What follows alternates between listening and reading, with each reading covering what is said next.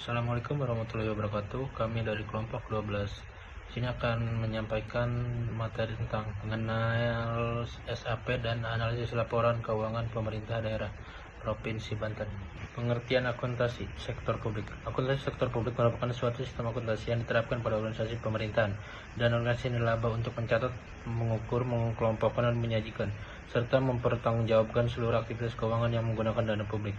Berbeda dengan akuntansi perusahaan yang berorientasi pada pencapaian laba, akuntansi sektor publik lebih berfokus pada pelayanan kepada masyarakat melalui pengelolaan anggaran yang transparan, akuntabel, efisien, dan efektif. Informasi yang dihasilkan dari akuntansi sektor publik menjadi dasar bagi pemerintah dalam menyusun kebijakan pembangunan, mengevaluasi kinerja organisasi, serta mempertanggungjawabkan penggunaan APBN maupun APBD kepada masyarakat dan lembaga pengawas. Dengan adanya sistem akuntansi sektor publik yang baik, kepercayaan masyarakat terhadap pemerintah dana meningkat karena setiap penggunaan dana publik dapat dipertanggungjawabkan secara terbuka. Selanjutnya, pengertian anggaran sektor publik menurut para ahli. Yang pertama, menurut Mardiasmo 2002, yaitu anggaran adalah pertanyaan mengenai estimasi kinerja yang hendak dicapai selama periode tertentu yang dinyatakan dalam ukuran finansial.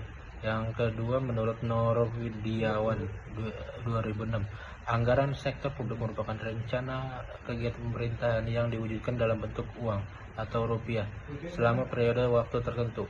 Yang ketiga, menurut Munandar 2001, anggaran adalah suatu rencana yang disusun secara sistematis meliputi seluruh kegiatan dalam suatu moneter dan berlaku untuk jangka waktu mendatang. Yang keempat, menurut Bastian 2006, anggaran dokumentasi berisi estimasi kinerja pemerintahan baik berupa penerimaan maupun pengeluaran yang disajikan dalam satuan uang. Selanjutnya, anggaran pemerintahan daerah atau APBD. Anggaran pendapatan dan belanja daerah atau APBN merupakan rencana keuangan tahunan pemerintah daerah yang disusun berdasarkan kebutuhan pembangunan daerah dan disetujui bersama oleh DPRD. APBD terdiri atas 3 komponen utama, yaitu pendapatan daerah, belanja daerah, dan pembiayaan daerah. Pendapatan daerah bersumber dari pendapatan asli daerah atau PAD, dana transfer dari pemerintah pusat, serta pendapatan lain yang sah. Belanja daerah digunakan untuk membiayai berbagai kebutuhan pemerintahan seperti belanja operasi, belanja modal, belanja tidak terduga, dan belanja transfer. Sementara itu, pembiayaan daerah meliputi penerimaan pembiayaan dan pengeluaran pembiayaan yang berfungsi untuk menutup defisit atau memanfaatkan surplus anggaran. APBD menjadi instrumen utama pemerintah daerah dalam menjalankan fungsi pelayanan publik serta mendorong pertumbuhan ekonomi daerah. Selanjutnya, analisis belanja pemerintahan daerah Banten.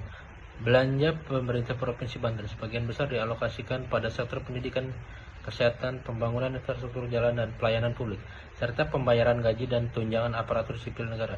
Alokasi belanja tersebut menunjukkan bahwa pemerintah berupaya memenuhi kebutuhan dasar masyarakat, sekaligus meningkatkan kualitas pelayanan publik. Belanja modal yang cukup besar juga mencerminkan komitmen pemerintah dalam membangun aset daerah seperti di jalan, jembatan, gedung, sekolah, rumah sakit, serta berbagai fasilitas umum lainnya. Dengan komposisi belanja yang seimbang antara belanja operasional dan belanja modal, diharapkan pembangunan daerah dapat berlangsung secara berkelanjutan serta memberikan manfaat ekonomi dan sosial bagi masyarakat Banten.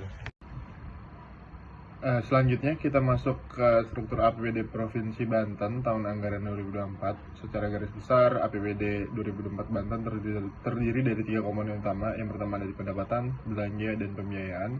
Yang pertama, pendapatan daerah. Anggaran pendapatan kita tetapkan sebesar 12,1 triliun dan terrealisasi sebesar 11,89 triliun atau 99,1%. Angka ini menunjukkan target pendapatan hampir 100% tercapai. Sumber pendapatan terbagi seimbang. PAD atau pendapatan asli daerah sebesar 5,68 triliun, kontribusinya adalah 47,8%. Ini menunjukkan Banten sudah mulai mandiri karena hampir setengah anggarannya dari hasil pajak daerah sendiri, dengan transfer dari pusat sebesar 5,93 triliun atau 49,9%, yaitu terdiri dari DAU, DBH, dan DAK. Yang kedua di belanja daerah. Nah, anggaran belanja daerah Provinsi Banten ini ada di angka 12,35 triliun dengan realisasi sebesar 11,59 triliun atau 93,8%. Penyerapannya 93,8%, ini termasuk cukup efektif.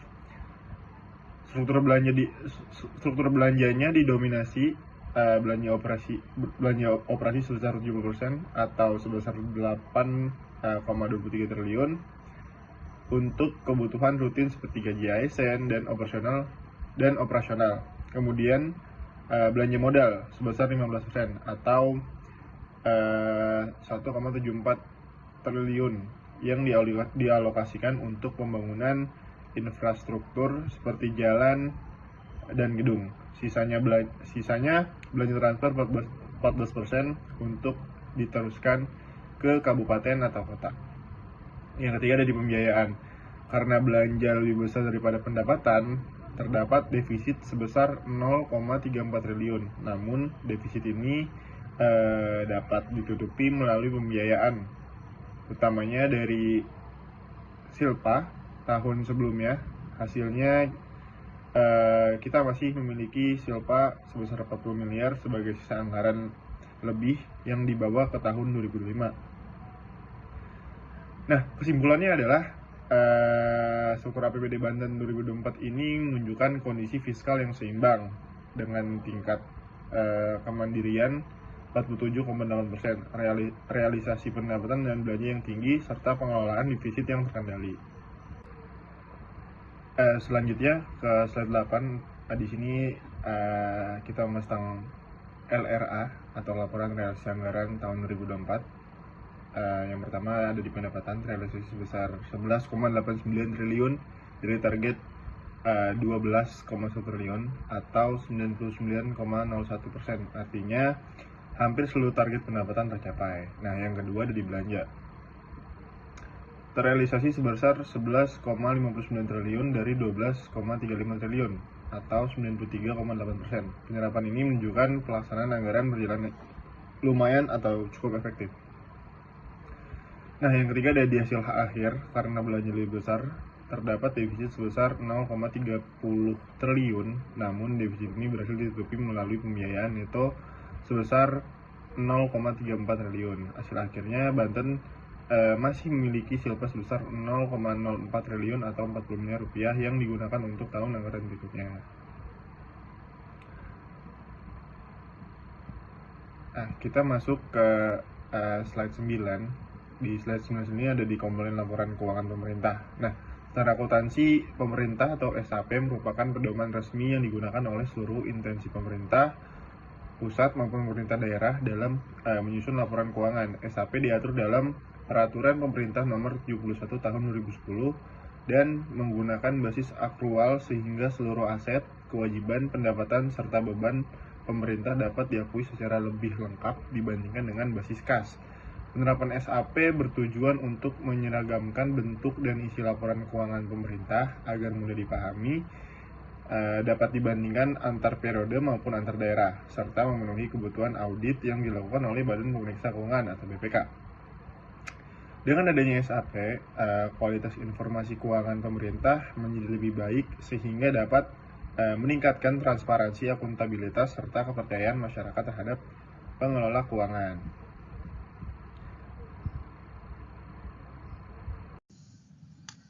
Selanjutnya di sini ada karakteristik SAP.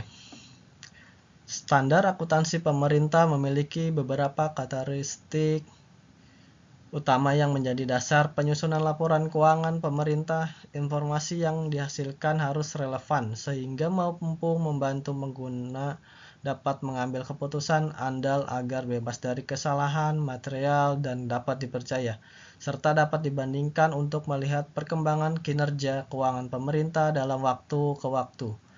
Selain itu, laporan keuangan juga harus mudah dipahami oleh berbagai pihak, baik masyarakat maupun lembaga pengawas. SAP menggunakan basis akrual sehingga seluruh transaksi ekonomi dicatat pada saat hak dan kewajiban muncul,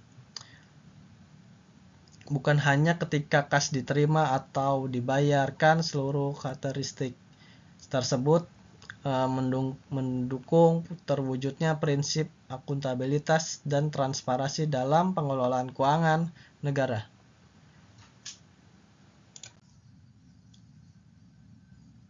Selanjutnya ada komponen laporan keuangan pemerintah daerah. Laporan keuangan pemerintah daerah terdiri atas beberapa komponen yang saling melengkapi. Untuk memberikan gambaran mengenai kondisi keuangan daerah, laporan realisasi anggaran (LRA) digunakan untuk membandingkan antara anggaran dan realisasi pelaksanaannya. Neraca menyajikan informasi mengenai aset, kewajiban, dan ekuitas pemerintah daerah pada akhir periode.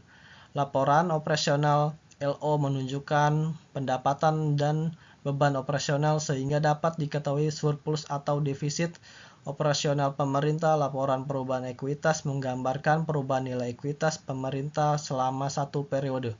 Sedangkan laporan perubahan saldo anggaran lebih (SAL) menunjukkan perubahan saldo anggaran yang masih tersedia. Laporan arus kas menjelaskan seluruh arus kas masuk dan keluar pemerintah daerah, sedangkan catatan atas laporan keuangan (CLLK) memberikan penjelasan rinci sehingga seluruh informasi yang terdapat dalam laporan keuangan sehingga memudahkan penggunaan dalam memahami isi laporan. Permasalahan pengelolaan keuangan daerah. Di sini dalam praktiknya pengelolaan keuangan daerah masih menghadapi berbagai tantangan seperti tingginya tergantungan terhadap dana transfer dari pemerintah pusat, belum optimalnya penyerapan anggaran pada beberapa program, besarnya proporsi belanja pegawai dibandingkan belanja pembangunan, serta masih perlu peningkatan sistem pengawasan untuk meminimalkan risiko penyimpangan anggaran. Untuk mengatasi berbagai permasalahan tersebut, pemerintah daerah perlu menerapkan digitalisasi pengelolaan keuangan, memperkuat sistem pengawasan internal dan eksternal, mengoptimalkan pendapatan asli daerah melalui inovasi pelayanan pajak dan retribusi, serta meningkatkan transparansi kepada masyarakat melalui publikasi laporan keuangan secara terbuka. Langkah-langkah tersebut diharapkan mampu menciptakan tata kelola keuangan daerah yang lebih efektif, efisien, akuntabel, dan berorientasi pada kesejahteraan masyarakat. Analisis seluruh laporan. Yang pertama itu ada pendapatan daerah, realisasinya itu sebesar 11 triliun 89 miliar. Yaitu senilai 90,1%. Pendapatan hampir seluruhnya terpenuhi, komposisi seimbang antara PDAD 47,8% dan dana transfer 49,9%, mencerminkan fiskal yang mulai mandiri. 2. Belanja daerah, penyerapannya itu 93,8%. Sebesar 11,59 triliun. Dominasi belanja operasional 71% menunjukkan beban rutin tinggi. Belanja modal 15% mencerminkan investasi infrastruktur yang terus berjalan. Yang ketiga di sini ada PAD, yaitu pendapatan asli daerah, realisasinya 5,68 triliun. Sebesar 99,3%. Pajak daerah mendominasi 8,88%. PDAD rasio kemandirian fiskal 4,78%. Tergolong cukup mandiri, provinsi berskala besar. Dan keempat, di sini ada transfer dana perimbangan, dana transfer 5,9 triliun sebesar 4,9%. Pendapatan DAU sebesar 2,88 triliun, DBH sebesar 1,9 triliun, DAK sebesar 1,12 triliun. Ketergantungan pusat masih perlu ditekan melalui optimalisasi PDAD.